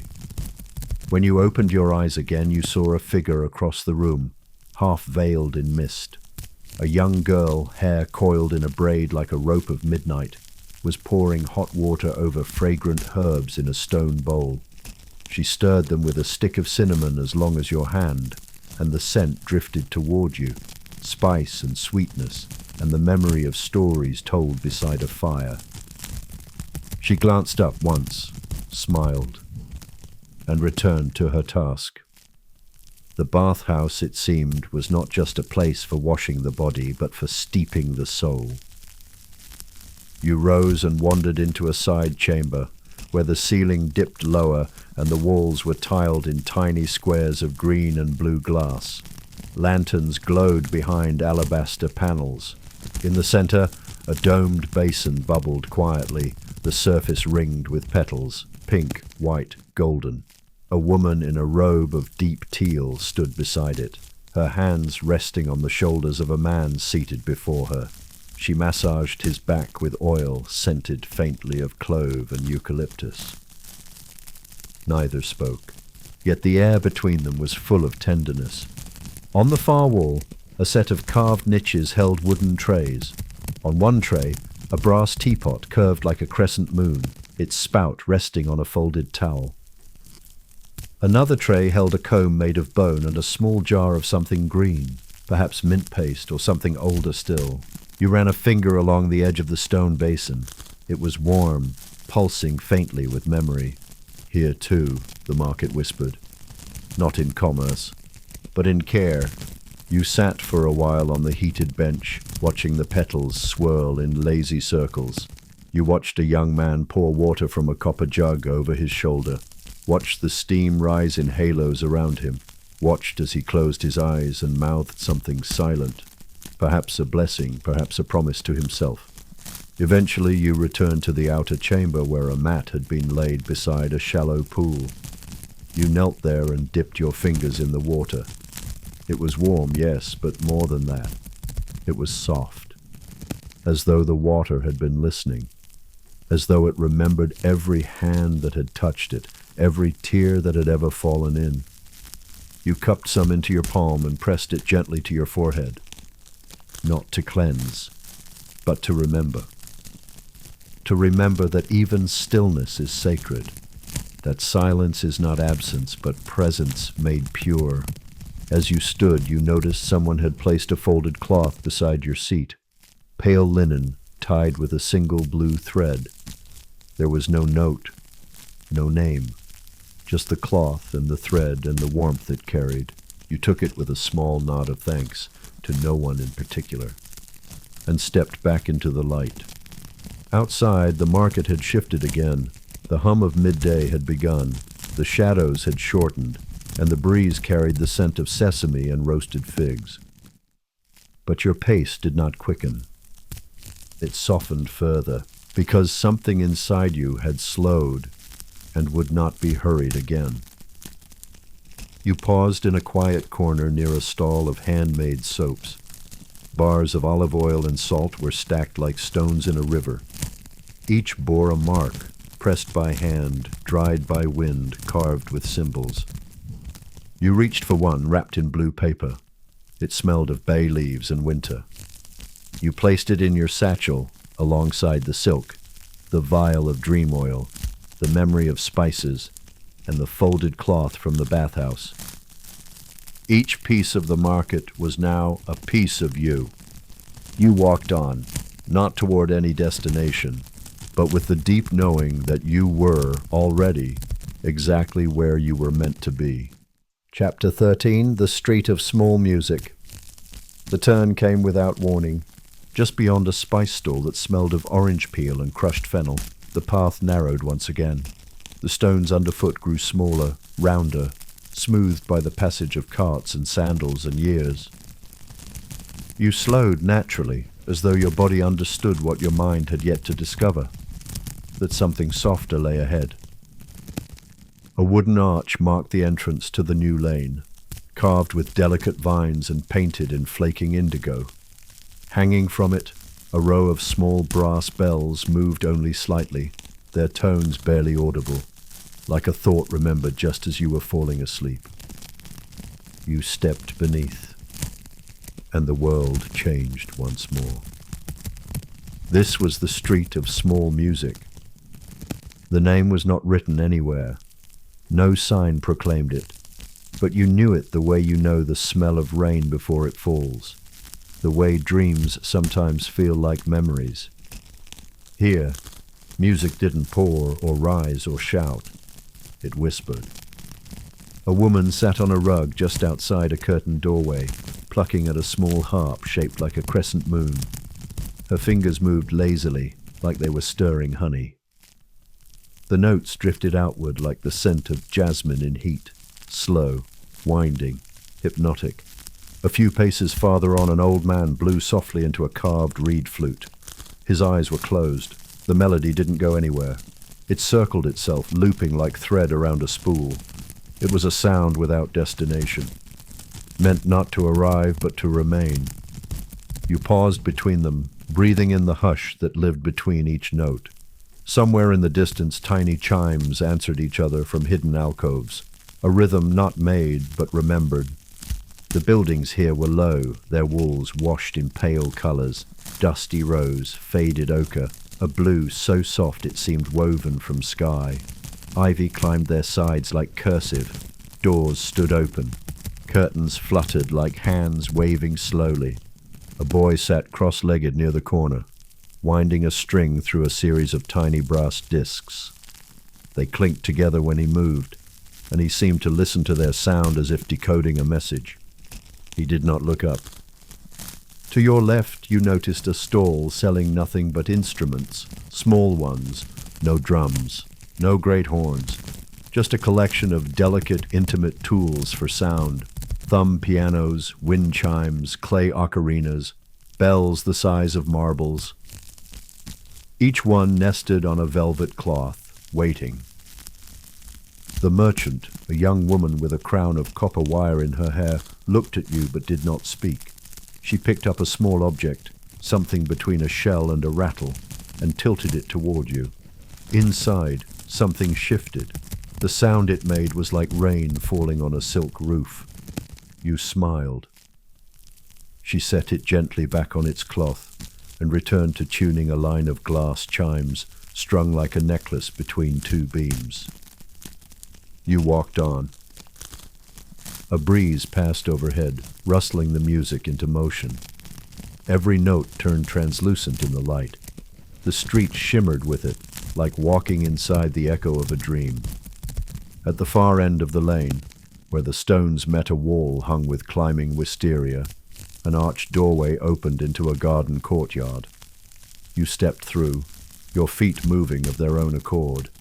Here the air was cooler, still, fragrant. A fountain trickled into a shallow basin, its base covered in mosaic tiles shaped like songbirds and leaves. Around it, low benches cradled figures at rest, some asleep, some watching the sky, some simply listening. You sat on one. Close by, a girl no older than 10 played a tiny lyre. Her melody was soft and hesitant, like she was still learning, but you could feel something in it. Not skill, but sincerity. The kind of sound only made by someone who still believes music is alive. Your eyes drifted closed, not to sleep, but to better listen. And in that quiet, in that garden beneath the canopy of wisteria and note, something in you stilled, like a page turned, like an ache soothed without ever being named. When you opened your eyes again, the girl had gone. But the melody lingered, caught in the folds of the air, cradled by stone and vine and time.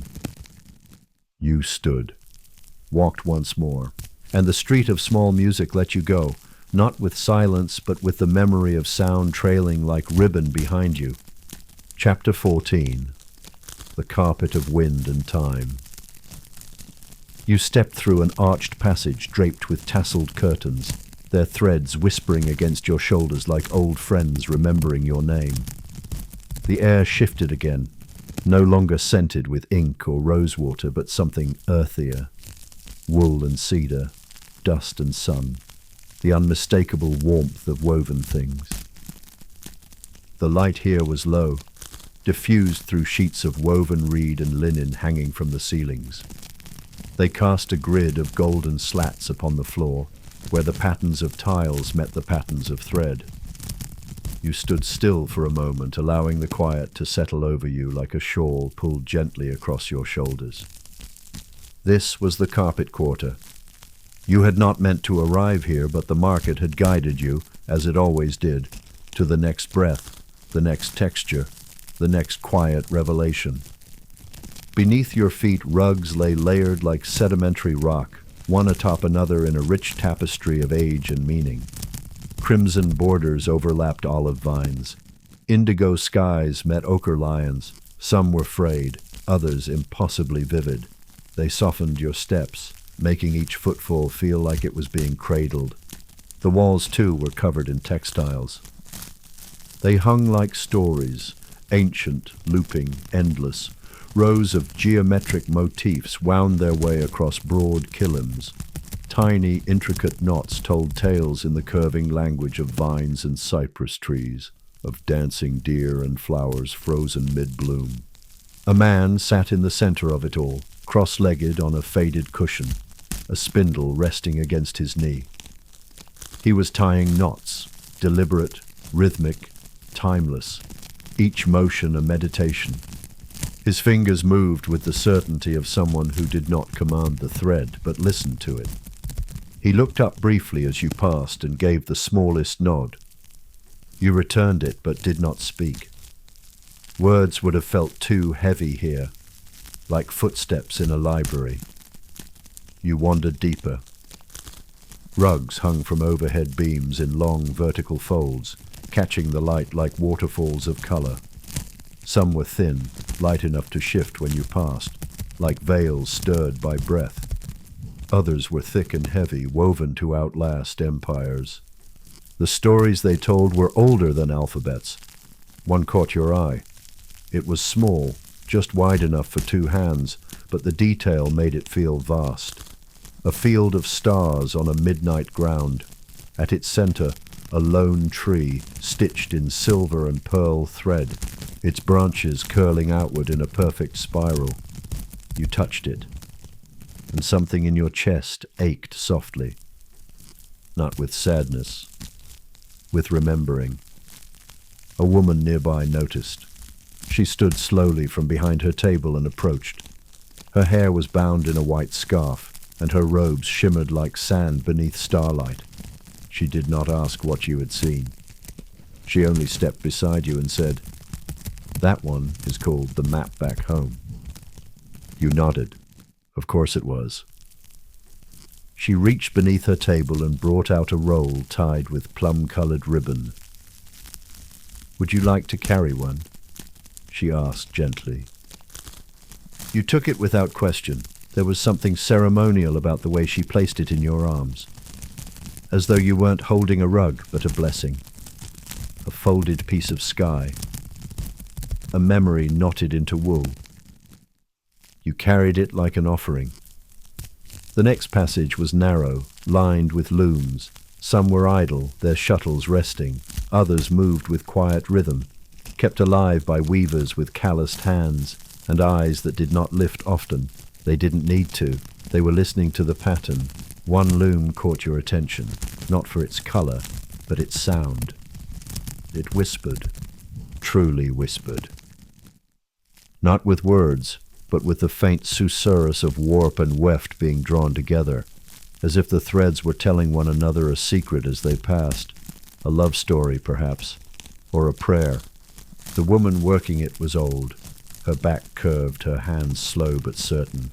Her fingers moved like water over the frame, guiding each thread as if it were a child being put to sleep. You sat nearby without speaking, and watched, and breathed, and softened. Time lost its shape again. Your breath aligned itself to the shuttle's rhythm. You weren't sure how long you remained there, 10 minutes or 100 years. It didn't matter. You were part of the loom now, part of the hush and the warmth and the weaving. Eventually she looked up and met your eyes. Without pausing her work, she said, "We do not weave the carpets. We simply uncover what the thread already knows." You understood. You stood again and bowed slightly, bundles still in your arms. The weight of the rug was not heavy. It was grounding. Farther on, the lane opened into a dome-lit chamber.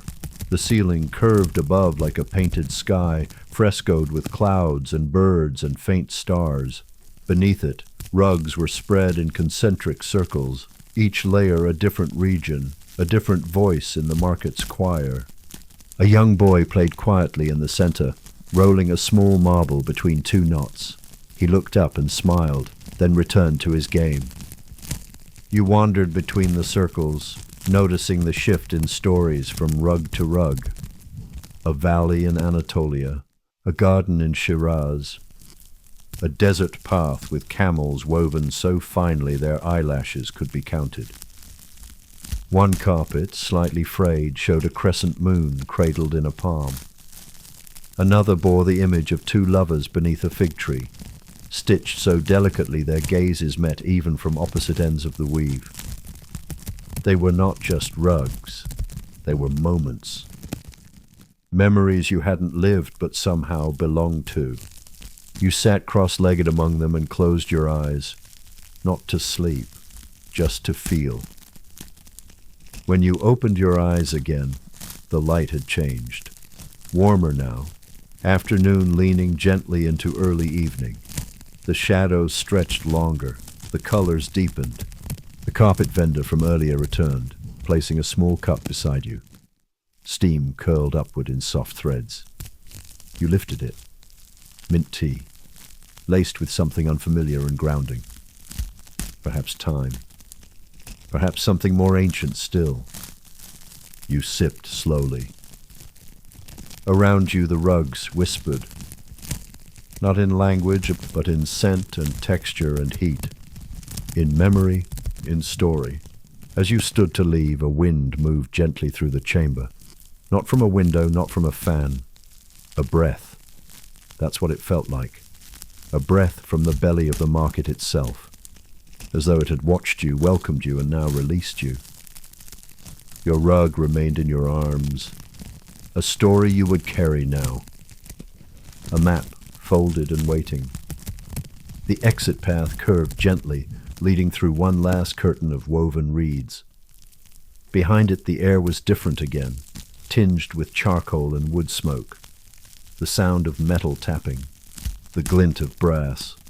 The next chapter was already beginning, but for now you let your fingers brush the tassels one last time. The market did not say goodbye, it only shifted, breathing once more, inviting the next dream forward. Chapter 15. The Jeweler's Gaze. The path curved again, softly, almost shyly, as though revealing its next secret only when it sensed you were ready. Your steps slowed, not from weariness, but wonder. For the air had changed once more. It was brighter here, kissed by filtered shafts of sunlight that had passed through colored glass. The scent of ink and parchment gave way to something subtler, cool metal, crushed rose petals, and the faintest glimmer of something you could not name. A shimmer, perhaps, a vibration. You had entered the jeweler's quarter. Unlike the bustle you might expect from the word jeweler, there was no clamor here, no sparkle that shouted, no hawkers lifting rings to the light, or gems displayed beneath glass, no golden clinking, no sharp silver laughter, only quiet. You paused beneath an arch trimmed in mosaic, cobalt and ivory tiles arranged in delicate loops, like the inside of a seashell. Just beyond it stood a row of shops carved into the stone itself, not grand but dignified. Their doors were narrow. Their windows, latticed with aged wood, held barely a glimmer of what was within. If treasure lived here, it was humble about its presence. The first shop you passed had no name, only a brass symbol above the door, a circle within a triangle with a thread of silver running through it. You reached out to touch the wood, and the door creaked open before you made contact. Inside, the light dimmed. It was a quiet that felt padded, like walking into a snowfall. A woman stood at the far end of the room, leaning over a low table. She was not young, not old, not easily defined. Her skin was the shade of warm sand. Her eyes a glinting green-gray that reminded you of the sea when it's thinking of a storm but hasn't decided yet. She looked up but did not speak. You nodded once. She nodded back. And then, as though that silent exchange had unlocked something, she turned to a low wooden box beside her and lifted its lid. Inside, a collection of stones, but not the kind you might expect. Not diamonds, not rubies, not cut emeralds gleaming with polish. These were raw pieces, uneven, rough at the edges, each with its own quiet light. She beckoned you closer. You stepped forward. She lifted a stone the color of old ice, pale, almost clear, but with a cloudiness at its center, like a breath caught mid-sigh. She placed it in your hand. Cool, heavy, real. "Moonstone," she said, her voice like silk dragged through sand. "For dreams that remember the way home." You closed your fingers around it. It pulsed faintly. She returned it to the box and reached for another, a sliver of lapis lazuli, so blue it stilled your breath. Within it danced flecks of gold, like constellations trapped beneath water. "This one listens," she said. You smiled. She didn't need to explain further. One by one, she showed you the pieces. A smoky quartz said to carry silence. A slice of carnelian warm as dusk. A tiny opal, iridescent and soft, resting on a square of linen like a newborn thought. Then, carefully, she closed the lid. "This is not the place for choosing," she said. "Only for remembering what has already chosen you." You nodded, understanding more than words. She walked to a wall of drawers and opened one. From it she retrieved a small bundle wrapped in silk the color of deep wine. She placed it in your palm. It was heavier than it appeared. "For later," she said simply, "when the market has spoken its last word."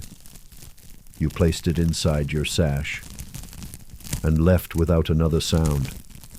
Back outside, the light had softened. The jeweler's quarter narrowed into a path paved with stones so old they'd rounded at the edges. No sharp corners here, only the gentle memory of passage. You followed it. It took you past more doors, each carved, each closed. One bore a sun motif etched into copper. Another was painted midnight blue, with a single pearl nailed to its center.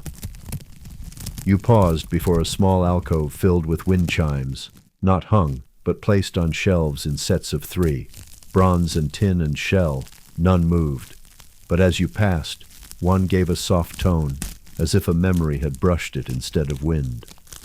The market had grown quieter again. Or perhaps you had grown quieter inside it.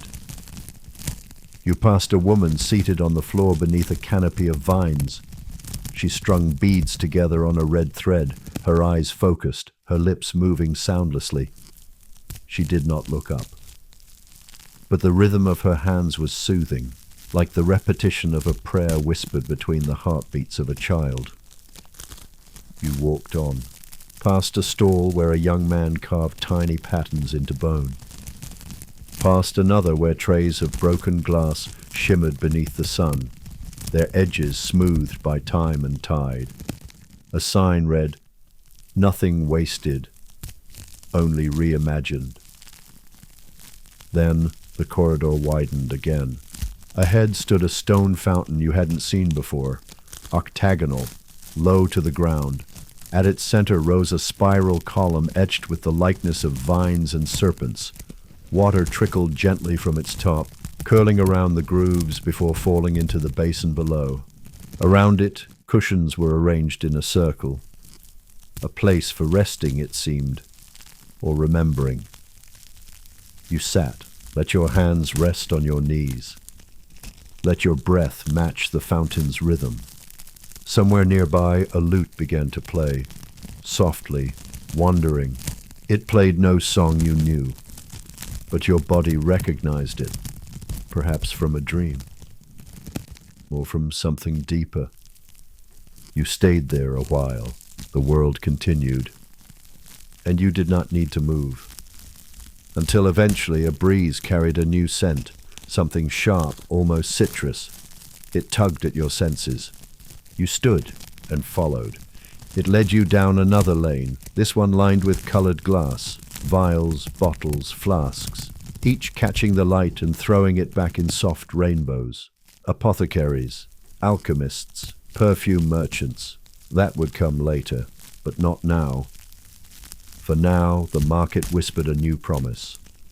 A corner turned, a silence deepened, and your feet, faithful as ever, carried you forward into its next unfolding.